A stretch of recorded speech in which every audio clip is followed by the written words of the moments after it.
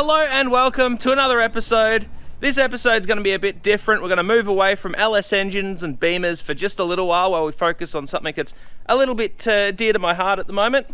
So I've been polishing and prepping the car to show you guys all this morning the amazing paint and bodywork. So let's go take a look at the car that we're going to be focusing on for at least a couple of episodes.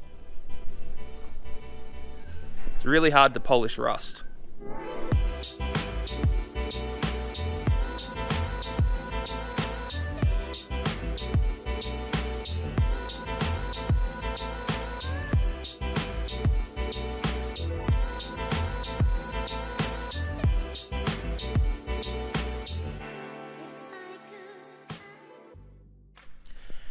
So this bit I'm not really sure how to say, so I guess I'll just blurt it out and we'll see what format it comes out in.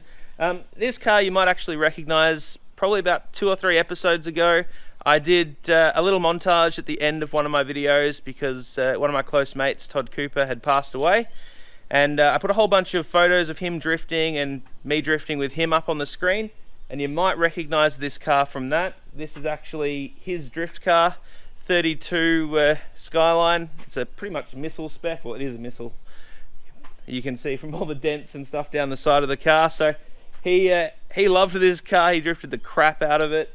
He hit so many things, but got so close to people and had so much fun. So yeah, it's been a couple of months, and sort of talked to the family a little bit about getting the car going again at the very least, because I didn't really want my last memory of this car, which is sort of tied so close to him, being of it rotting in the backyard, not running, and eventually getting dragged out and either sold off or parted out. I think the last memory I wanted was this car running, and I've pretty much organized that now. What we're going to do is get a whole bunch of his family and friends together, head out to somewhere and give everyone a chance to drive it. So I want to do that, but to do that, the car has to be running, it has to be reliable, and I'm going to be the person that does that. So I don't actually own this car in any way. His family completely owns it, but they've agreed for me to get this thing going again so we can do that event.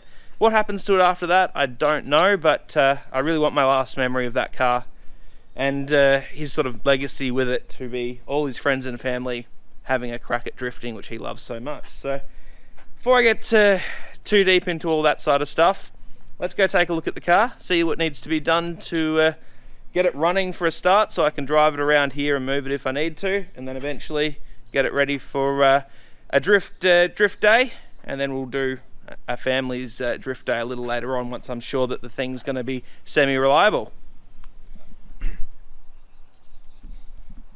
We'll start out at the front of the car here. The intercooler is it's not super solidly mounted. I think the cable tie is doing most of the work. This section probably needs a bit of looking at. I know that this pipe used to always blow out, so probably do something about that. The engine, it does run. Needs a little bit of help sometimes, but it actually does run, so that's at least a good starting point. Seems to be more snails in the valley here than there is coil packs, so probably have to clean that out, maybe replace spark plugs. Does hold water. It's held in with another cable tie, but that still looks alright. Fuel filter, might be a good idea to put one of those on it because it doesn't have one at the moment. And maybe clean out some of this leaves and stuff that I've got into the engine bay and pretty much everywhere else in the car. Obviously there's a few dents and bits and pieces along this side. This door actually opens perfectly. I don't know how, because it's been hit so many times and so is all the sill in here. But door actually closes pretty good. Bit of a mess in here. I think the car was left with the windows. Well, I don't think this window actually goes up, so bit of a mess in there, but see, perfect, like factory. Out the back here, it's got a new fuel pump, but it's not getting any power, so I have to work that side of things out. A nice bit of wood holding up the boot there. Yeah, it's actually got a half cage in it inside here. Safety first, harnesses and steering wheel and a couple of other things. So we are going to have to get the clutch to work properly because the actual master cylinder doesn't actually do anything at the moment. So I had to drive this out onto a road in Fullerton, starting it on the starter motor with no clutch, back it down the road in traffic and then put it onto the trailer, which was super sketchy.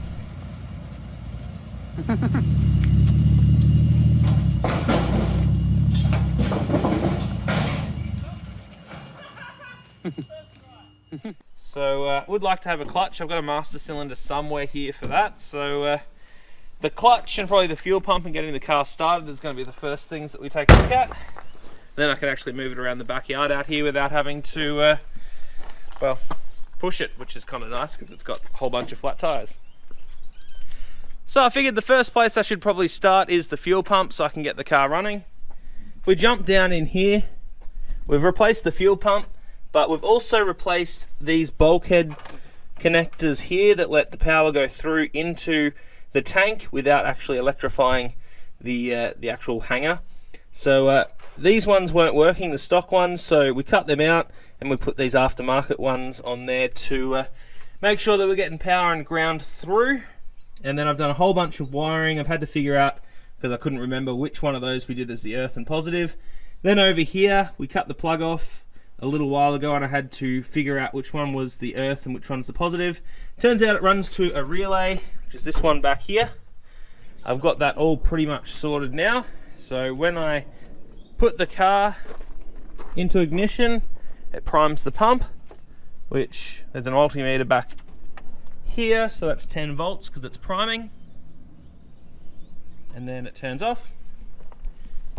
And then all we have to do is start the car with the key.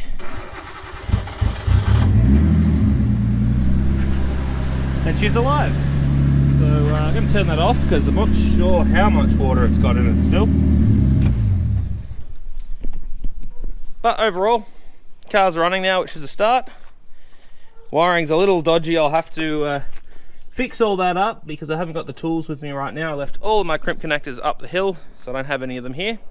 But I'll fix it up a little bit later. Next thing I need to get on to is making this clutch work.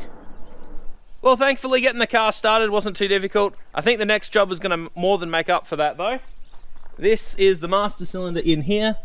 For some reason it's got some massively long bolts holding it to the firewall. The actual line goes down vertically there, so I don't know how I'm going to get that out either. So that should be a good bit of fun. I think what I might do first is clean up the cabin of the car because I'm going to have to get under the dash there to get that out. So I think a little cleanup's in order. Maybe grab out my blower vac and blow all these leaves off it.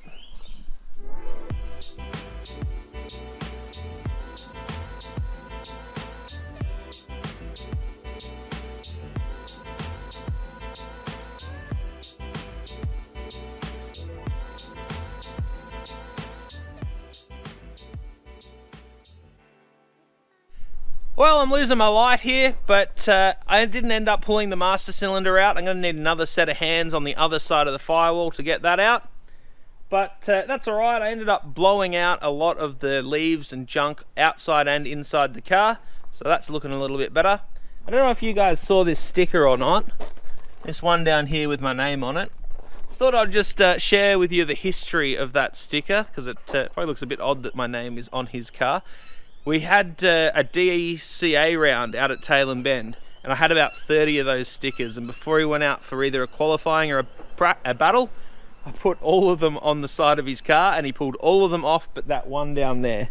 So if you're wondering why I've got my name on the car, that's the history behind that.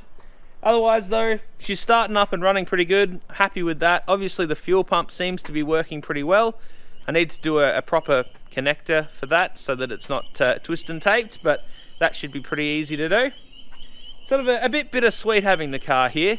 It's good to see that it's getting the love that it deserves and that it's going to do at least one more event, but at the other side of things it's a pretty constant reminder of the situation. So I'm overall glad that we're getting it done and that it's going to be out there again. So I'll see you guys on the next episode, which is probably going to be one from DSA, round 3. Episodes on this are going to be pretty sporadic and probably pretty short, considering I only get like half a day to fiddle around with it. So I'll see you guys on the next episode. Cheers.